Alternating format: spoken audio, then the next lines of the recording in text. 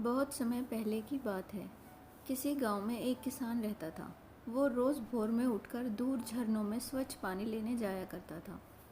इस काम के लिए वो अपने साथ दो बड़े घड़े ले जाता था, जिन्हें वो डंडे में बांधकर अपने कंधे पर दोनों ओर लटका लेता था। उनमें से एक घड़ा कहीं से फूटा हुआ था और दूसरा एकदम सही था। इस वजह से रोज़ घर पहुँचते पहुँचते किसान के पास 1.5 घड़ा पानी ही बच पाता था। ऐसा 2 सालों से चल रहा था। सही घड़े को इस बात का घमंड था कि वो पूरा का पूरा पानी घर पहुंचाता है और उसके अंदर कोई कमी नहीं है।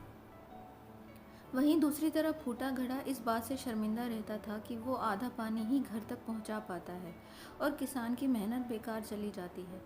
फूटा घड़ा ये सब सोचकर बहुत परेशान रहने लगा और एक दिन उससे रहा नहीं गया। उसने किसान से कहा, मैं खुद पर शर्मिंदा हूँ और आपसे क्षमा मांगना चाहता हूँ।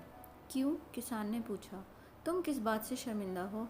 शायद आप नहीं जानते, पर मैं एक जगह से फूटा हुआ हूँ और पिछले 2 साल से मुझे जितना पानी घर पहुँचाना चाहिए था, बस उसका आधा ही पहुँचा पाया हूँ।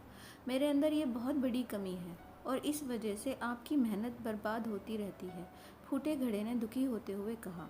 किसान को घड़े की बात सुनकर थोड़ा दुख हुआ और वो बोला, कोई बात नहीं, मैं चाहता हूँ कि आज लौटते वक्त तुम रास्ते में पड़ने वाले सुंदर फूलों को देखो। घड़े ने वैसा ही किया। वो रास्ते भर सुंदर फूलों को देखता आया। ऐसे करने से उसकी उदासी कुछ दूर हो गई, पर घर पहुंचते पहुंचते फिर उसके अंदर से आधा पानी गिर चुका था। वो मायूस हो गया और किसान से क्षमा मांगने लगा।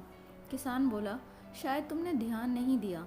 पूरे रास्ते में जितने भी फूल थे वो बस तुम्हारी तरफ ही थे। सही घड़े की तरफ एक भी फूल नहीं था। ऐसा इसलिए क्योंकि मैं हमेशा से तुम्हारे अंदर की कमी को जानता था और मैंने उसका लाभ उठाया। मैंने तुम्हारी तरफ वाले रास्ते पर रंग बिरंगे फूलों के बीज बो दिए थे।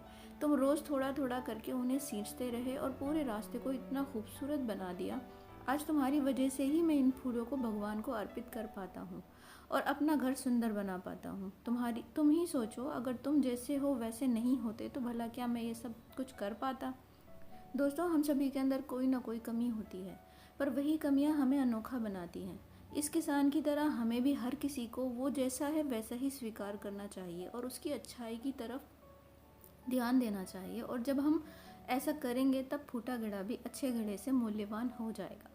दोस्तों, अगर आपको मेरी कहानी अच्छी लगी हो तो प्लीज़ मेरे चैनल को सब्सक्राइब करें, लाइक करें। Thank you. Thanks for watching.